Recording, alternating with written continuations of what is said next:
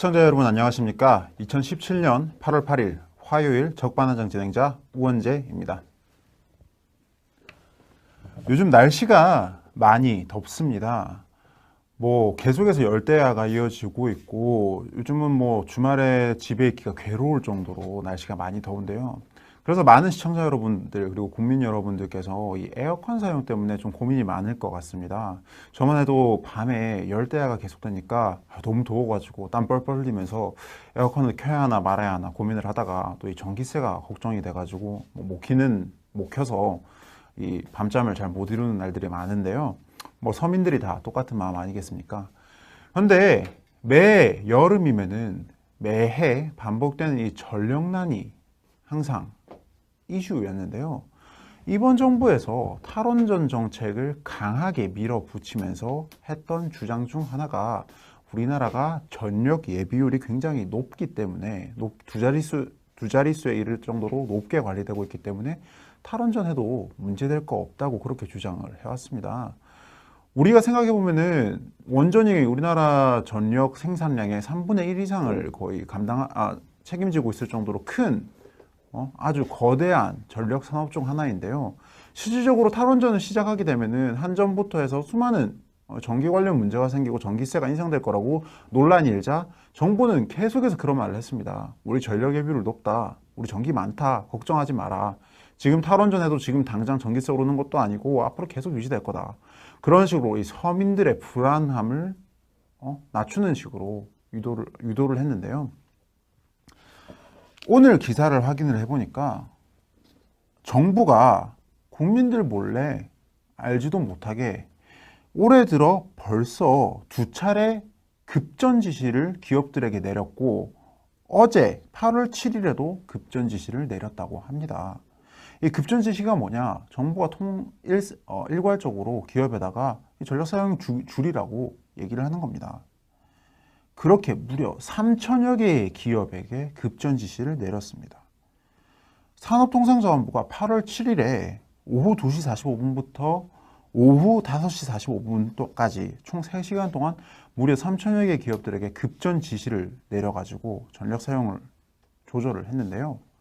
일부에서는 이를 두고 정부가 전력 예비율을 높게 유지하기 위해 꼼수를 부리는 거다라는 비판이 나오고 있습니다. 실질적으로 우리 정부가 벌써 정부 출범 이후 올해 들어만 3번째입니다. 7월 12일에도 3시간 동안, 7월 21일에도 4시간 동안 급전 지시를 해왔습니다. 계속해서 기업들에게 억지로 전력량을 줄이라고 강요하고 있는 것이죠. 그래놓고 국민들 앞에서는 전력 예비율이 높게 유지된다? 그래서 전기 걱정 없다? 그렇게 얘기하는데 이거 누가 믿겠습니까? 그리고 이렇게 중대한 지시를 내렸는데 언론 보도가 아니었으면 또 조용히 넘어갈 뻔했던 일인 겁니다. 글쎄요. 앞에서는 전기 걱정 없다라고 얘기하면서 탈원전 무조건 밀어붙여야 한다. 탈원전 반대하는 논리 앞에서는 우리 전기 많으니까 걱정하지 말라라고 그렇게 반박을 하면서 뒤에서는 기업들 보고 전기 사용 줄이라고 하는 그런 행태. 글쎄요. 앞과 뒤가 다르고 겉과 속이 다른 이런 행태. 언제까지 지켜보고만 있어야 할까요? 정부는 투명하게 전력 현 상태에 대해서 국민들 앞에 낱낱이 소상히 보고를 하고 그리고 탈원전 비판과 관련해서 좀 현실적으로 국가 주요 사업이고 서민들의 전기세 걱정과 직결되는 문제인 만큼 아주 투명성을 강조해서 국가를 경영해 주시길 바랍니다. 적반하장 시작하겠습니다. 오늘은 우리가 평소에 항상 1부, 2부, 3부 이렇게 나눠가지고 두 분의 게스트를 모시고 3부에 제가 논평을 했는데요. 여름이고 그래서 제가 오늘은 논평을 가볍게 하고 넘어가도록 하겠습니다. 다음 주부터는 또 게스트 모실 거니까 오늘은 저와 함께 하시죠. 첫 번째 주제입니다. 2017년에 매국노들이라는 주제로 제가 논평을 준비해왔습니다. 이게 무슨 말이냐고요? 최근에 더불어민주당 강훈식 원내대변인이 당 차원에서 방중단을 결성하는 것을 검토하고 있다고 밝혔습니다. 맞습니다. 이게 뭐냐면은 올해 초에 그 굴욕 외교 논란을 빚었던 사드 방중단을 말하는 겁니다.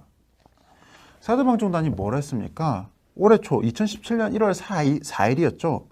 조선이 청나라에 사신을 보내서 굽신거리듯이 이 당시 박근혜 정부의 반대에도 불구하고 이 초선 의원들을 상당수 포함한 방중단이 기어이 중국에 찾아가서 거의 뭐 꾸짖음을 듣고 왔었습니다. 사드와 관련해서 중국이 우리 뭐 화를 풀겠다 이런 식으로 갔는데 저자세 외교 논란을 빚었었죠.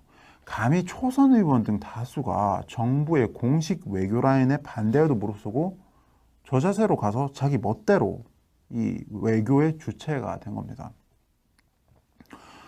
심지어는 이 외교, 당시 그렇게 까다롭게 진행되던 이 외교 문제에 대해서 논할 수 있었던 자질을 갖춘 사람도 없었습니다.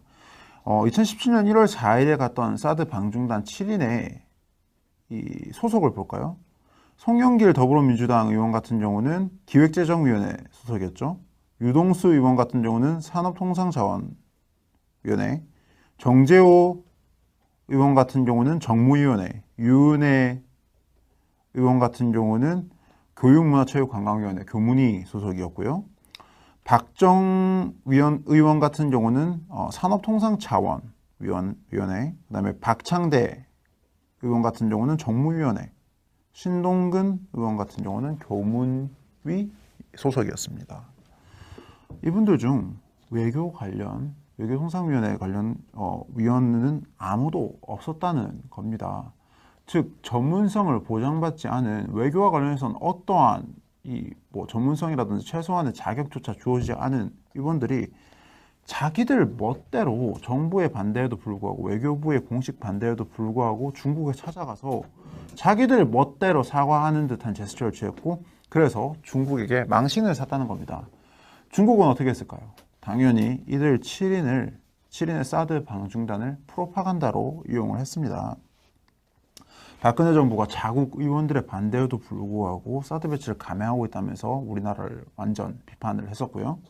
그리고 뭐 환구시보라든지 기타 관영 매체들에서도 이들 사드 방중단의 방문을 아주 환영을 하면서 한국이 아주 망신을 주는 듯한 그런 논평과 기사를 실었었죠. 2017년 1월 4일에 이런 일을 했었고 2016년 8월 8일에도 이 6인의 의원들이 방중을 했었습니다. 그렇게 논란이 일었는데도 이번에 정권이 바뀌고 나서도 또 그러겠다는 겁니다. 당시 야당이 정부의 반대를 위한 반대를 하면서 그랬다는 것도 뭐 물론 이해할 수는 없겠지만 명분을 가졌다면은 지금은 이미 여당입니다. 여당인데도 그러겠다는 겁니다. 도대체가 이해가 안 되는 상황입니다. 생각을 해봅시다. 우리가 일본에 나라 팔아먹었던 친일파들은 매국노라면서 그렇게 비판하고 싫어하고 아직까지 막 혐오를 하면서 왜 지금 이 시대에 중국에게 이 소위 말하는 매국행위라고 할 수 있을 정도로 이 나라를 팔아먹는 행위라고 받아들일 수 있을 정도의 심각한 국기문란 행위를 하고 있는 정치인들에 대해서는 왜 이렇게 관심이 부족하고 비판이 적은지 잘 모르겠습니다.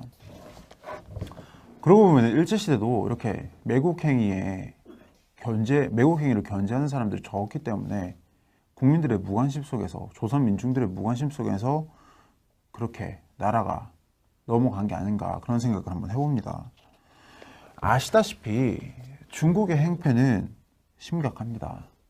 이 더불어민주당에서는 중국이 뭐 이웃나라라고 얘기를 하고 반미를 외치는 좀 소위 말하는 극좌 세력이라고 하죠. 그런 이상한 정치 세력들은 계속 자주민족 얘기하면서 북한과 친해져야 하고 중국은 우리 이웃나라니까 친해져야 한다고 그런 주장을 하고 있습니다.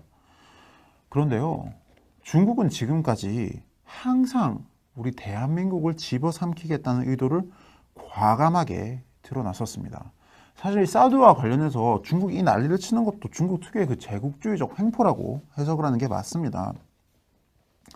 그러니까 쉽게 말해서 너희 대한민국이라는 소국이 감히 우리 대국인 중국의 말을 듣지 않고 우리의 라이벌인, 우리의 적인 미국과 동조한다는 것에 화를 내고 있는 것이죠. 실질적으로 사드가 설치된다고 중국의 안보익이 심각하게 침해된다? 그거 아닙니다. 그거는 그냥 사드를 반대하기 위한 중국의 명분일 뿐입니다. 일전에도 한번 자세히 설명한 바 있습니다만 현 배치 중인 사드 레이더는 설치 구조상 그 방위각과 운영 지침에 따라서 중국을 감시할 수가 없는 상황입니다.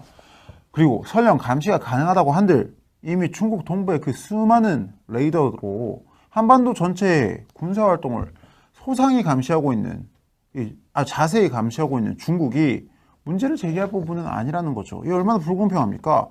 자기들은 다 들여다보고 있으면서 우리는 실제로 볼 수도 없는데 너희 우리 들여다보려고 사드를 설치하는 거 아니냐, 그렇게 해코지를 한다니요. 말이 안 되는 겁니다.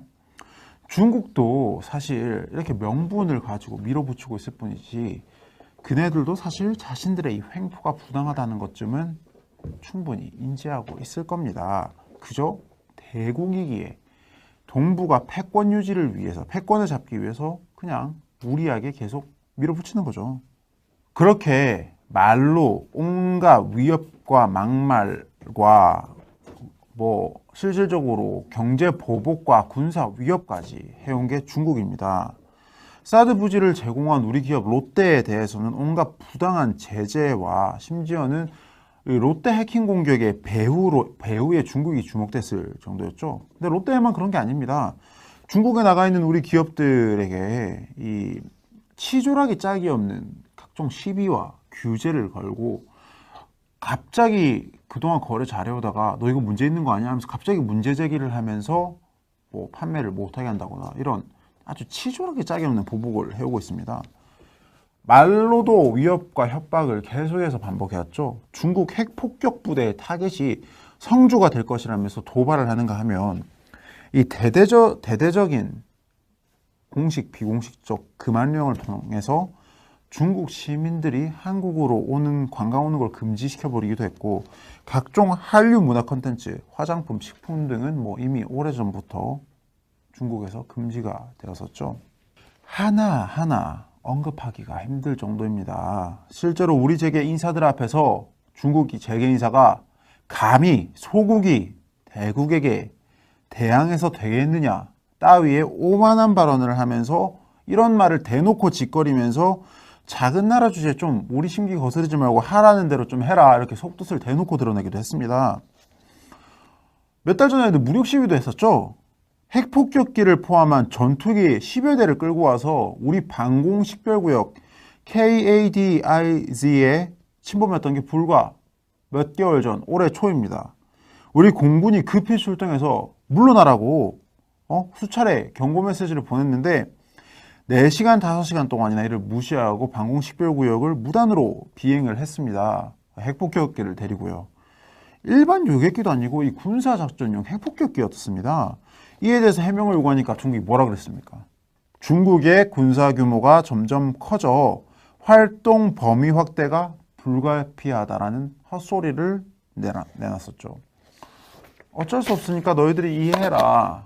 이런 얘기를 한 겁니다. 온갖 주권 침해의 내정 간섭의 무력 시위, 이게 한 세기 전 일제와 다를 게 뭡니까?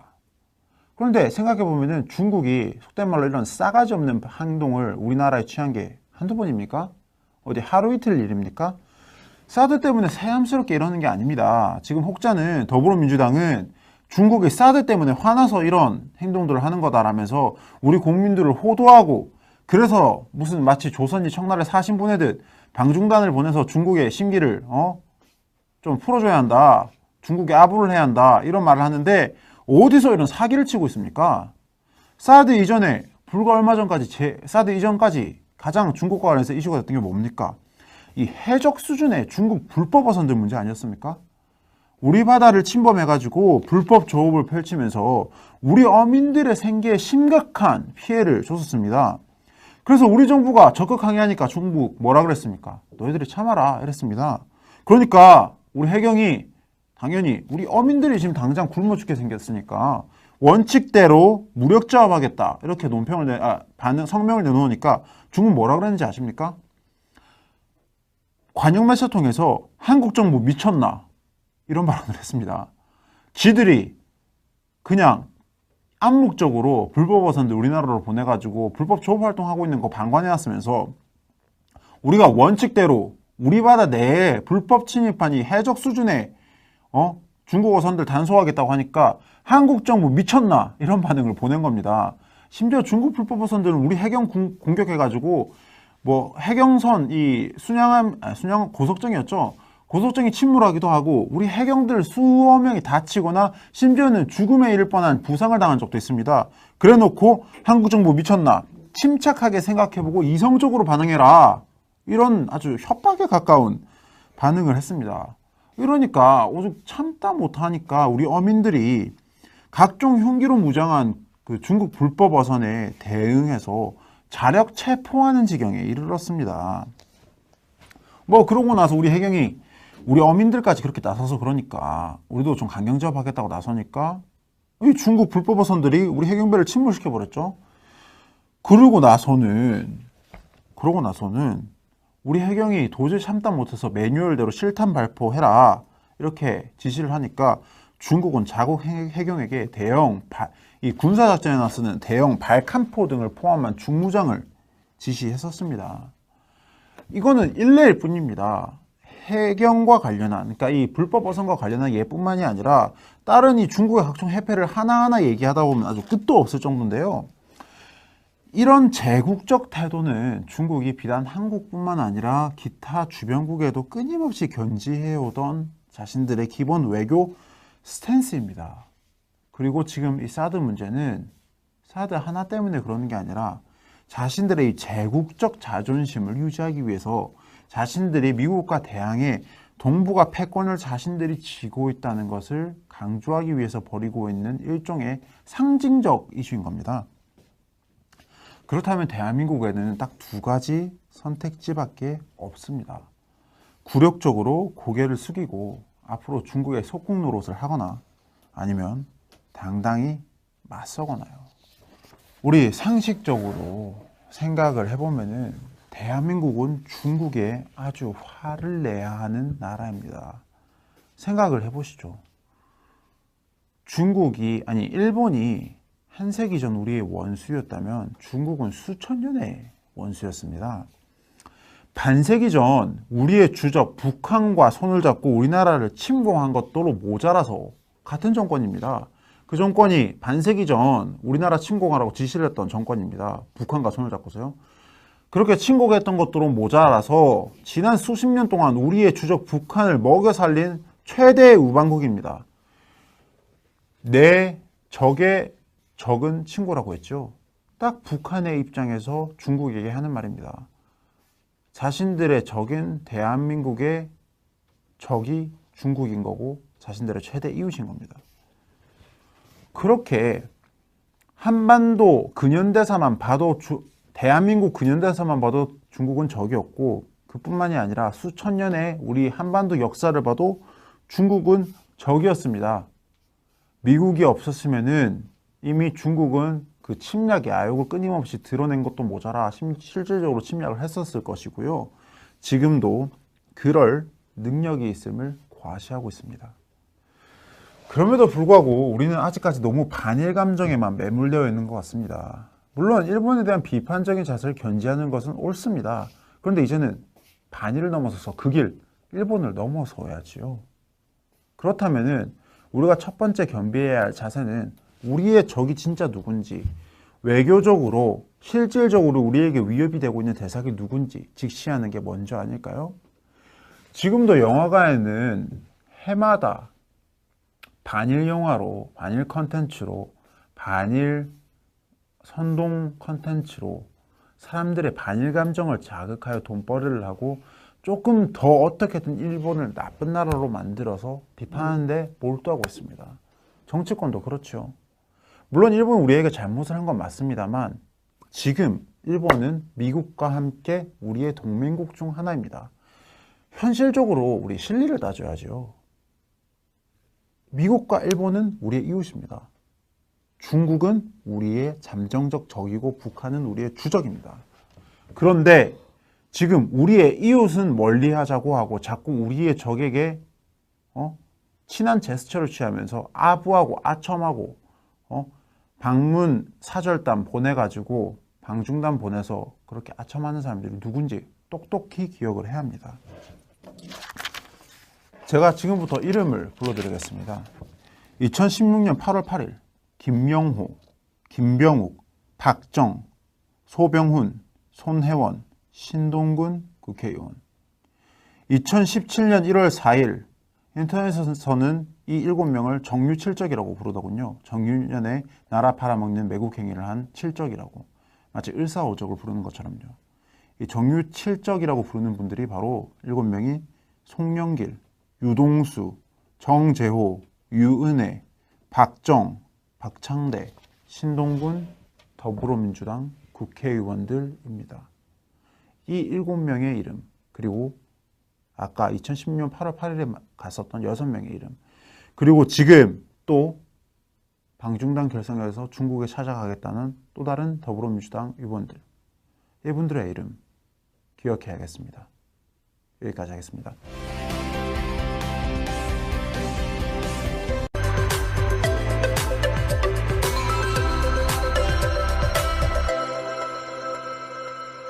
시청자 여러분 안녕하십니까? 2017년 8월 8일 화요일 적반하장 진행자 우원재입니다. 요즘 날씨가 많이 덥습니다. 계속해서 열대야가 이어지고 있고 요즘은 주말에 집에 있기가 괴로울 정도로 날씨가 많이 더운데요. 그래서 많은 시청자 여러분들 그리고 국민 여러분들께서 이 에어컨 사용 때문에 좀 고민이 많을 것 같습니다. 저만 해도 밤에 열대야가 계속되니까 너무 더워가지고 땀 뻘뻘 흘리면서 에어컨을 켜야 하나 말아야 하나 고민을 하다가 또 이 전기세가 걱정이 돼가지고 못 켜서 이 밤잠을 잘 못 이루는 날들이 많은데요. 서민들이 다 똑같은 마음 아니겠습니까? 그런데 매 여름이면은 매해 반복되는 이 전력난이 항상 이슈였는데요. 이번 정부에서 탈원전 정책을 강하게 밀어붙이면서 했던 주장 중 하나가 우리나라가 전력 예비율이 굉장히 높기 때문에 두 자릿수에 이를 정도로 높게 관리되고 있기 때문에 탈원전 해도 문제될 거 없다고 그렇게 주장을 해왔습니다. 우리가 생각해 보면은 원전이 우리나라 전력 생산량의 3분의 1 이상을 거의 책임지고 있을 정도로 큰 아주 거대한 전력 산업 중 하나인데요. 실질적으로 탈원전을 시작하게 되면은 한전부터 해서 수많은 정했습니다. 이게 무슨 말이냐고요? 최근에 더불어민주당 강훈식 원내 대변인이 당 차원에서 방중단을 결성하는 것을 검토하고 있다고 밝혔습니다. 맞습니다. 이게 뭐냐면은 올해 초에 그 굴욕 외교 논란을 빚었던 사드 방중단을 말하는 겁니다. 사드 방중단이 뭘 했습니까? 올해 초 2017년 1월 4일이었죠. 조선이 청나라에 사신을 보내서 굽신거리듯이 이 당시 박근혜 정부의 반대에도 불구하고 이 초선 의원들을 상당수 포함한 방중단이 기어이 중국에 찾아가서 거의 꾸짖음을 듣고 왔었습니다. 사드와 관련해서 중국이 우리 화를 풀겠다 이런 식으로 갔는데 저자세 외교 논란을 빚었었죠. 감히 초선 의원 등 다수가 정부의 공식 외교 라인에 반대에도 무릅쓰고 저자세로 가서 자기 멋대로 이 외교의 주체가 된 겁니다. 심지어는 이 외교, 당시 그렇게 까다롭게 진행되던 이 외교 문제에 대해서 논할 수 있었던 자질을 갖춘 사람도 없었습니다. 2017년 1월 4일에 갔던 사드 방중단 7인의 이 소속을 볼까요? 송영길 더불어민주당 의원 같은 경우는 기획재정위원회 소속이었죠. 유동수 의원 같은 경우는 산업통상자원위원회, 정재호 의원 같은 경우는 정무위원회, 유은혜 의원 같은 경우는 교육문화체육관광위원회, 교문위 소속이었고요. 박정 의원 같은 경우는 산업통상자원위원회, 그다음에 박창대 의원 같은 경우는 정무위원회, 신동근 의원 같은 경우는 교문위 소속이었습니다.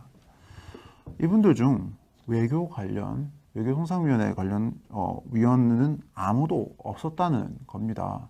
즉 전문성을 보장받지 않은 외교와 관련해서는 어떠한 전문성이라든지 최소한의 자격조차 주어지지 않은 의원들이 자기들 멋대로 정부의 반대에도 불구하고 외교부의 공식 반대에도 불구하고 중국에 찾아가서 자기들 멋대로 사과하는 듯한 제스처를 취했고 그래서 중국에게 망신을 샀다는 겁니다. 중국은 어떻게 했을까요? 당연히 이들 7인의 사드 방중단을 프로파간다로 이용을 했습니다. 박근혜 정부가 자국 의원들의 반대에도 불구하고 사드 배치를 감행하고 있다면서 우리나라를 완전 비판을 했었고요. 그리고 뭐 황구시보라든지 기타 관영 매체들에서도 이들 사드 방중단의 방문을 아주 환영을 하면서 한국이 아주 망신을 주는 듯한 그런 논평과 기사를 실었었죠. 2017년 1월 4일에 이런 일을 했었고 2016년 8월 8일에도 이 6인의 의원들이 방중을 했었습니다.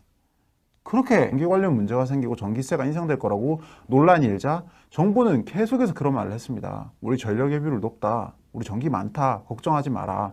지금 탈원전해도 지금 당장 전기세 오르는 것도 아니고 앞으로 계속 유지될 거다. 그런 식으로 이 서민들의 불안함을 낮추는 식으로 유도를 했는데요.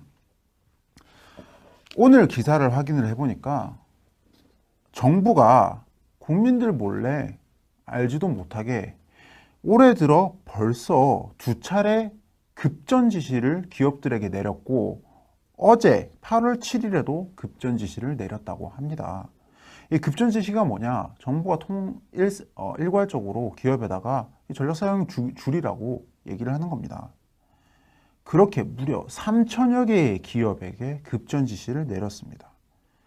산업통상자원부가 8월 7일에 오후 2시 45분부터 오후 5시 45분까지 총 3시간 동안 무려 3천여 개 기업들에게 급전 지시를 내려가지고 전력 사용을 조절을 했는데요.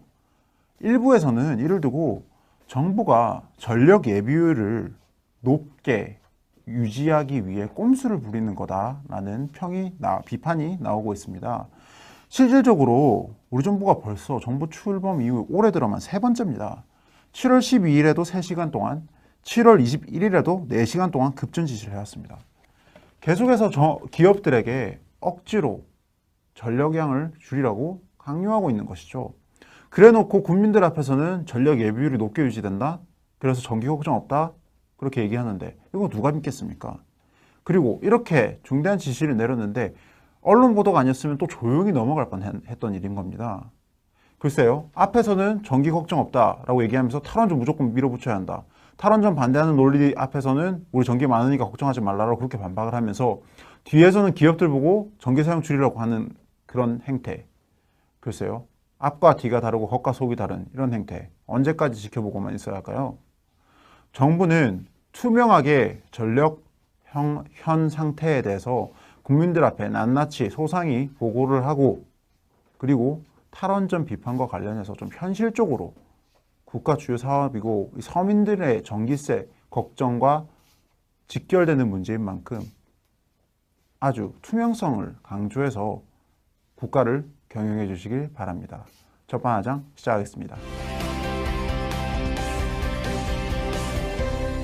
오늘은 우리가 평소에 항상 1부, 2부, 3부 이렇게 나눠가지고 두 분의 게스트를 모시고 3부에 제가 논평을 했는데요. 여름이고 그래서 제가 오늘은 논평을 가볍게 하고 넘어가도록 하겠습니다. 다음 주부터는 또 게스트 모실 거니까 오늘은 저와 함께 하시죠. 첫 번째 주제입니다. 2017년에 매국노들이라는 주제로 제가 논평을 준비해